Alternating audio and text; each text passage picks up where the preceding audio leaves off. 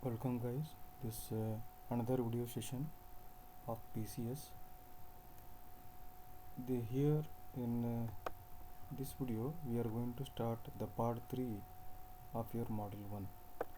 So in the last some of the previous videos I covered ring modulator.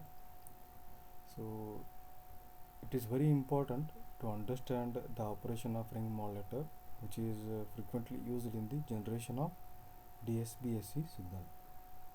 So the name itself, it will indicate double sideband suppressed carrier. Means we need to suppress the carrier here, and we should be able to send only two sidebands, upper and lower sidebands. So let us see, to start with this one, the main parts I will discuss here. Once again, in ring modulator, the first main part is bridge circuit, comprising of 4 diodes D1, D2, D3 and D4 connected in the bridge circuit form. Okay. Next, two transformers T1 and T2. Okay. So two transformers T1 and T2. So transformer 1 we are applying, as we are applying audio signal.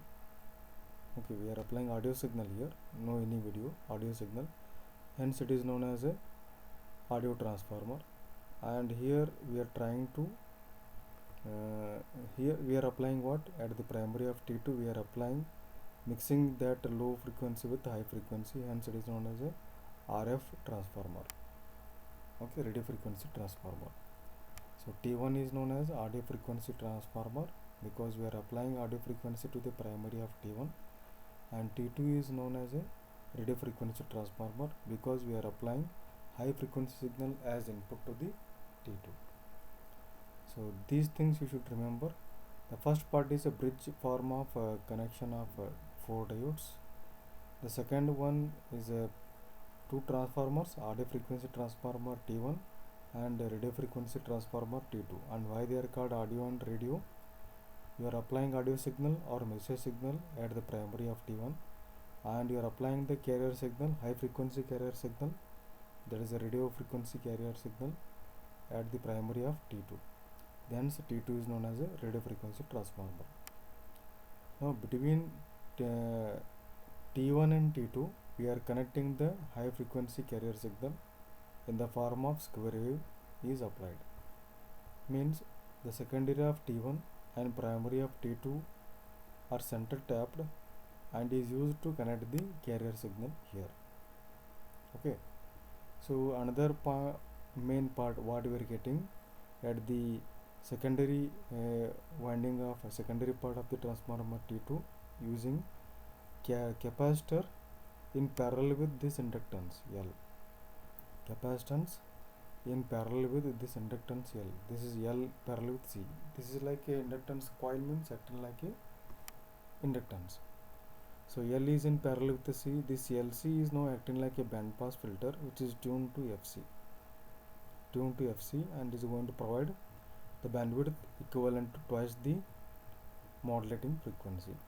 So obviously after that one we are getting the DSB-SC signal. So these are the main parts, or the small brief description about the circuit diagram used for the ring modulator to generate the DSB-SC signal. The first part is bridge circuit, second part two transformers, audio and radio frequency transformers, third part where the carrier is connected and how it will be and why it is called center tapped, and fourth part is this LC tang filter circuit tuned to FC. Means it is a band pass, means it is going to pass the frequency components for which it is tuned here. Okay, we'll discuss now its operation. So the main thing here, the switching diode is controlled by the carrier signal here. The switching of all 4 diodes. Okay, which of the pair of diodes sorry, is turned on and which of the pair diodes turned off is actually decided by the amplitude of the carrier signal. because amplitude of the carrier signal is very large compared to that of the message signal, so obviously it will have more impact on switching operation of these four diodes. So this is the reason we can quote here. Okay, so coming to the operation here, so I just a little bit modified some sign conventions here for you to understand. Okay, so one thing you remember, the operation consists of two main modes here. Means your ring modulator is going to operate in two separate modes. So in the first mode, okay, listen here carefully. In the first mode, we'll assume that m of t is 0. Your message signal m of t is 0. Okay. So no message signal or audio signal is applied. That will assume here. Okay. So the no message signal, we have to get no output. Okay.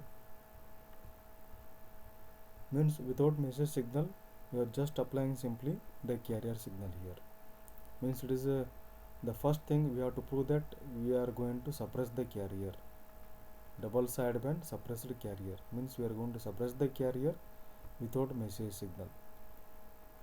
Okay, if message signal is we are not going to transmit, then your carrier should be suppressed. No message means no carrier. We also don't want carrier. That's why it is called suppressed carrier. So let us see with the message signal 0. So in the mode 1, this only we are going to prove. With message signal 0, how we are able to get the 0 output, means we are able to suppress the carrier here. Okay, so carrier, we already know that it contains a square waveform, +1 and -1, swinging between +1 and -1. Okay, now when the carrier square wave signal is +1, then its sign will be here it is plus and here it is minus. Okay, sign here you can see during positive peak of the carrier wave, this side it will be plus and this side it will be minus. So don't focus on all the signing conventions, don't keep them in your mind. I will come to them when I am explaining them, then only keep those signing convention in mind. In the beginning you remember only here we are dealing with the positive peak of square wave, here plus is there and here minus. Okay, here plus is there, so this plus is connected here, you can see this sign. Now you can get this sign only in mind. This plus sign is there because positive peak of the square wave is there, and here minus is there and this minus is connected here. Now with this here the plus, okay, so this plus is coming here, turn on the diode D1, and this plus is also connected here, turning on the diode D2. Okay, plus is here which is connected to both diode anodes of diode D1 and diode. That's what is called center table, which will turn on your diodes, upper diodes or extreme diodes D1 and D2. Okay, so D1 and D2 are turned on, but D3 you can see, so D3 is connected here. Okay, so this is where the negative sign is here. Okay, with the negative sign here, the negative sign is coming, so this negative sign is there, it is coming here, negative sign is there, so this is going here, it will turn on D2 already, but here it is connected to anode is connected to the negative, which will turn off diode D4. Similarly, the negative is connected to the anode of D3, which will also be turned off. So in this way guys, two extreme diodes D1 and D2 are turned on, and two center diodes D3 and D4 which are crisscrossed are turned off. That's why our circuit will looks like this. Means whatever the input you are applying here, same thing is applied across T2 or output we are getting. Okay, now with message signal 0 and D1 and D2 are turned on during positive peak.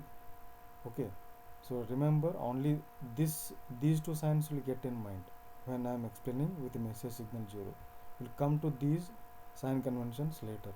Okay, now whatever the input you now apply at the primary of T1 coupled to the secondary of T1, and it is applied across the primary of T2, and same thing is coupled to the secondary. Now the message signal is 0 we are getting here. With message signal 0, so carrier signal, even though you applied in absence of message, now it is suppressed. We are getting the 0 message signal. Let us see how. Okay. Now what is happening here? With the D1 and D2 turned on, carrier is there, carrier signal you are applying. Of course message signal is 0 here, but how we are getting the carrier signal, the output V0 of T 0 here. Now plus is here, so the plus is here, minus is here. Okay, the carrier signal you are applying. So the current is flowing like this. Okay, because your plus is here, minus is here, the current will flow like this. The current will flowing like this, and this is acting like a node. The current will distribute this side and also this side. Okay, one current is going like this, one current is going like this. Okay, so another current which is divided, it is coming through diode D2 and coming like this. Means one current is flowing through diode D1 and coming at the primary of T2, another current flowing through diode D2 and coming at the primary of T2 at this node. Okay, through diode D1 whatever the current is coming, it is flowing in the clockwise direction. Through diode D2 whatever the current is coming, it is flowing in the anti-clockwise direction. So means at this node, that is center tap at the primary of T2, we are getting two equal and opposite currents which will cancel together. That's why you are getting the output 0. That's why you are getting the output 0. Understanding here? So let us see here. Just again, once again I will briefly cover it up to make you understand this clearly. Now we are discussing the mode 0 operation of ring modulator, where message signal is 0. Okay, and we are in the positive peak of the carrier.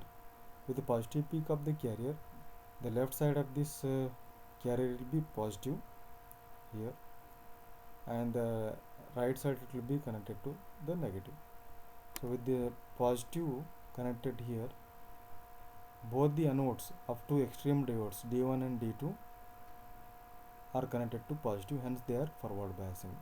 Means they short circuited like this. D1 is on, D2 is on. Similarly with this negative at the center tap of T2 is now connected to the respective anodes of D3 and D4, and hence diodes D3 and D4 are turned off. Now our circuit will look like this with only D1 and D2 turned on. So with this it is very much clear that whatever the input you are applying, it is directly applied across the, whatever the input you are applying at T1, it is applying, or directly you are applying parallel to T2, and same output you are getting. Means we are expecting 0 output with 0 input. So how we are getting 0 output here? Now you can see with the diode D1 and D2 turned on, this one is positive, this one is negative. The current is flowing like this. Now it is going to divide at the node of T1, center tap node of T1, and it will distribute in two directions. One current is going in the clockwise direction through diode D1 and coming at this side. Another current is dividing at the center tap of T1, secondary of T1, and it is going in the anti-clockwise direction through diode D2, and it is also going to come. So both these currents, one is going in the clockwise through D1, another one is going in anti-clockwise through D2, will meet at center tap of primary of T2, equal and opposite, they will cancel. Hence 0 current. So 0 current will be coupled, no output we are getting. Means we are going to satisfy that, or we are going to justify in this manner that with the message signal M of T 0, we are able to suppress the carrier. Means this is suppressed carrier generation. So this is what it is happening during the positive peak. Only sign convention you remember is this is plus and this is minus, because we dealt with the positive peak of the carrier. Similarly during negative peak of the carrier, okay, during negative peak of the carrier, so this side is negative, this side is positive. Now negative is connected here, negative is connected here. Okay, you can see negative is here. Okay, so with this negative at the center tap of T1, this negative is now connected to both anodes of two extreme diodes D1 and D2. Now they will be turned off. You can see they will be turned off. Similarly, as this side is positive, this is connected to the center tap of T2, means this positive at center tap of T2 is now connected to the diodes D3 and D4, and they got forward biased. Therefore, during negative peak of square wave, that is a carrier, D3 D4 turned on and two extreme diodes were turned off. So with this situation, now we can see how the currents, how we are once again we are getting zero output, because once again we are dealing with the zero input here, M of t 0. Okay, so what is happening here? Now we can see, come here, so negative is here, positive is here. Okay, the positive is connected here. Now the current is flowing like this. Okay, in the previous case the current was flowing like this. Current was flowing from this carrier to this side, then it will be divided into two ways at the center tap of T1. During negative peak, the current is flowing because the sign convention reversed, negative this side, positive this side.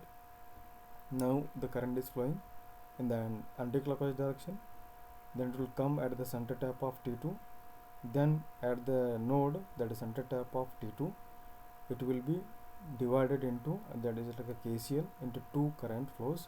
One current flows through like this, coming to D3.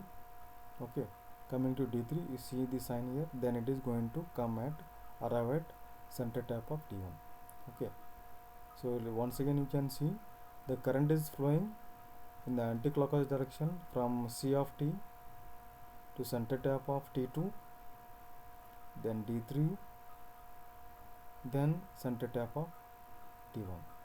So another current you can see which is going to divide here equally, and it is coming here from the center tap of T2, it is going in the clockwise direction, then through D4, now it is coming again at the center tap of T1. Means at the center tap of T1, once again we are getting two equal and opposite currents, they got cancelled, hence no any current coupling or voltage coupling.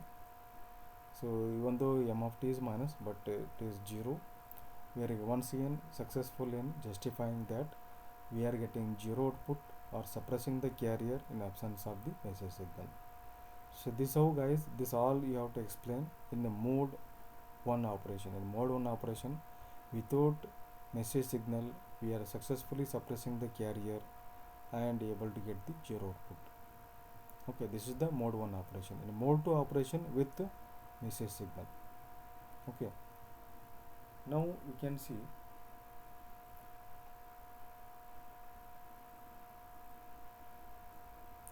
with message signal on.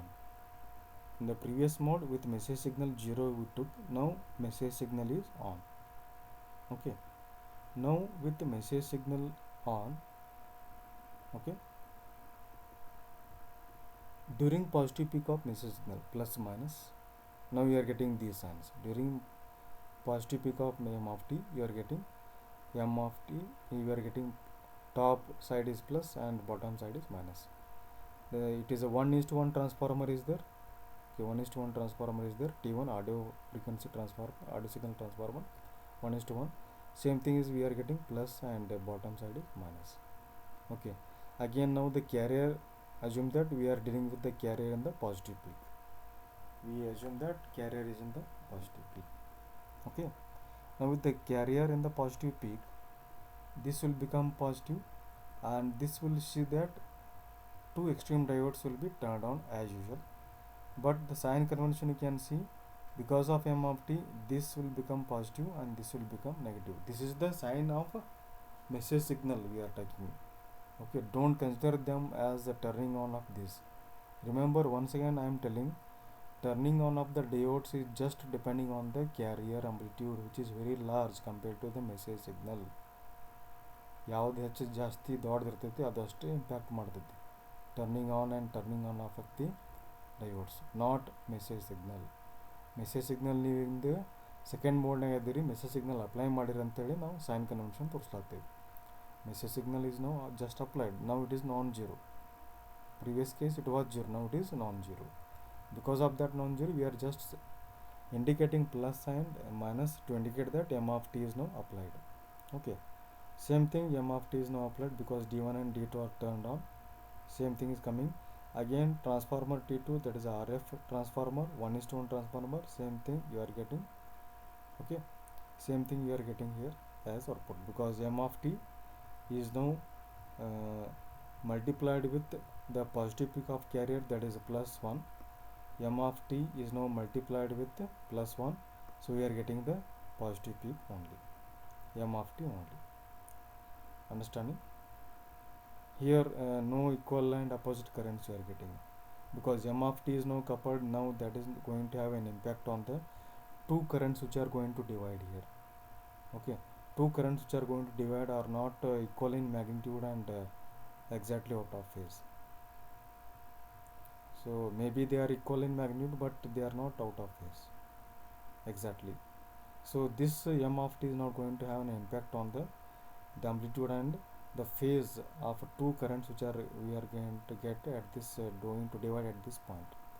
Hence no cancellation of current here, hence we are getting the output as it is the positive peak what you are getting here. M of t is got multiplied with plus 1, you are getting m of t. Okay, hope you can understand the waveform generation now with this explanation. Okay, now still we are with the positive peak only.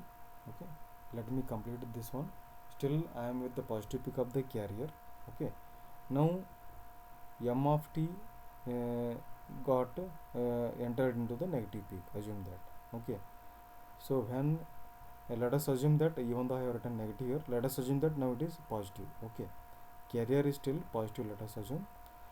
So when m of t you apply it as negative, this will become negative, this will become positive, this will become negative. Sorry, these diodes will not come into picture. Okay, so come here only. So let us assume okay, we are in a positive peak of carrier only.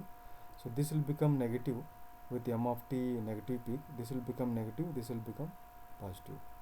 Again here also this will become negative and this will become positive. Okay, same thing, negative positive, and you are getting minus m of t here, you are getting minus m of t during positive peak of the carrier. So what you are explaining, with m of t positive peak, carrier still is in the positive peak, you are multiplying m of t with plus 1. No any out of phase or currents we are getting equal in magnitude, hence currents will not be got cancelled, we are getting the m of t as usual. Okay, actually we can say we are getting the m of t in phase here. Input ಏನಿರ್ತೈತಿ ಇಲ್ಲಿ ಅದೇ input ಬರ್ತೈತೆ means they are in phase, we can say. Okay, so like that you can think. Similarly, during the negative peak of m of t with the positive peak of carrier only, means carrier is still in positive peak only. So this whole circuit we are using to explain by keeping carrier peak positive and varying message signal. Once in positive peak you are getting m of t into 1, that is m of t. So once in negative peak of m of t you are getting m of t into minus 1, you are getting minus m of t. Now what will happen, let us see with the negative peak of carrier. With the negative peak of carrier, okay, let us assume m of t is positive, this one is positive, this one is negative. Okay, what I am explaining, those signs you get in mind, otherwise I need to draw a lot of circuits here for each explanation. Okay, with m of t is positive, m plus is here, minus is here. Now your carrier is negative. Okay, carrier is fixed, that is negative, with m of t positive. So positive negative is here and positive negative is here. Okay, so with this positive negative and this positive negative, so you can see there is a change in sign convention at the T2. So output we are getting totally out of phase here. Okay, minus m of t we are getting when m of t is positive and carrier is negative. When m of t is negative, this will become negative, positive, negative positive, and this will become negative positive. You can see here, so the sign here plus plus and minus minus, here plus minus plus minus. So here when I was discussing with carrier positive, got the same sign convention. That is the main reason, which is indicating that the input and output what you are getting are in phase. But with the carrier negative, because of change in reversal in sign convention at the both the T1 and T2 automatically you are getting, because of the change in peaks of m of t, positive ones and negative ones, they are not equal in sign convention at both T1 and T2. That itself is indicating that the phase relationship between the input or output is going to be 180 degree out of phase. That is a minus sign we are getting because of that. Okay, so this how guys, so this kind of thing, in the next slide you can see this kind of thing. So if you take the both the cases, I have just modes of operation just explained, with m of t 0 mode 1, with m of t non-zero mode 2. So waveforms I have drawn here with the mode 2 keeping in mind. So with the mode 2, with the carrier positive, so message signal is positive, we are getting positive section.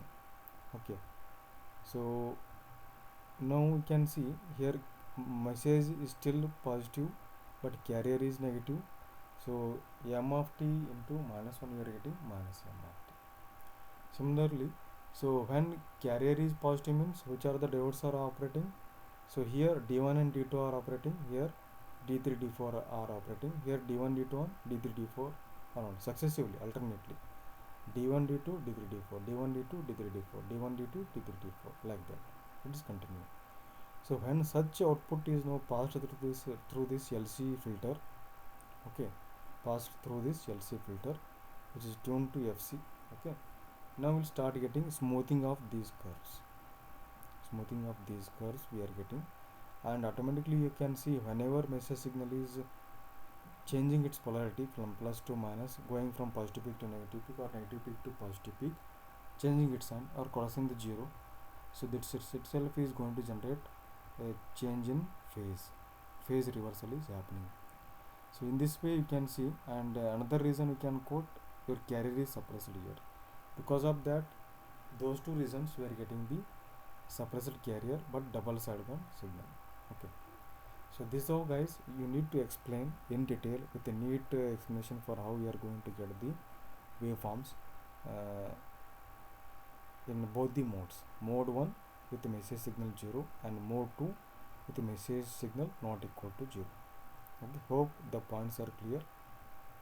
So next we can see, so another version in DSB-SC or AM, we can see the transmission bandwidth that is required is twice the modulating frequency.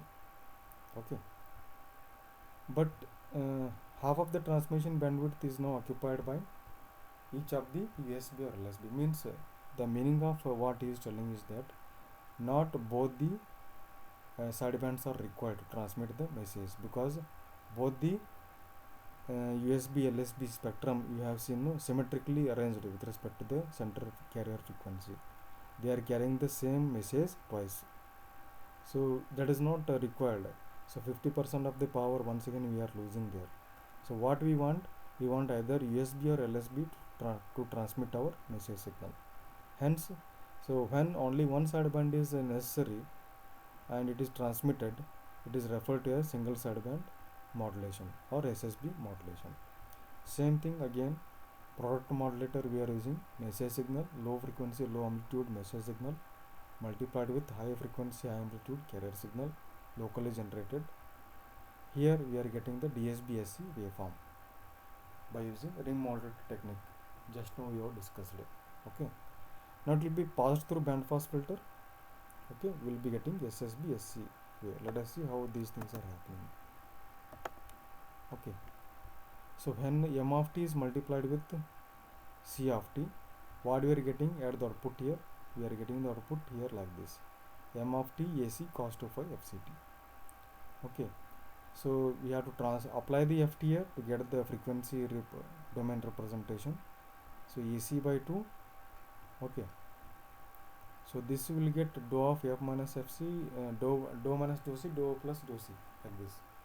So Fourier transform pair for the cosine is going to be dou of f minus fc, dou of f plus fc, sorry. Okay, then when you multiply that dou of f minus fc and dou of f plus fc with m of t, we are getting m of f minus fc, m of f plus fc, like this. Okay, your carrier amplitude is got reduced, the spectrum amplitude is got reduced half at 0. M of 0 means at 0 frequency you are getting the amplitude reduced to half of this carrier. And what is the amplitude? Sorry, this is the amplitude of the two sidebands located at plus fc and minus fc. Okay, so their bandwidth what we are getting 2w here. So he is taking it as S1 of t or S1 of f. This one is S1 of f, what he is indicating here. Okay, so when you pass this S1 of f through band pass filter, okay, through this band pass filter which is corresponding to fc there. So when you pass these things through a band pass filter, it is tuned to fc, which may be tuned to upper sideband or lower sideband. Depending on that, you will be getting either upper sidebands symmetrically or lower sideband symmetrically. Again, same bandwidth we are getting, but symmetrically arranged like this.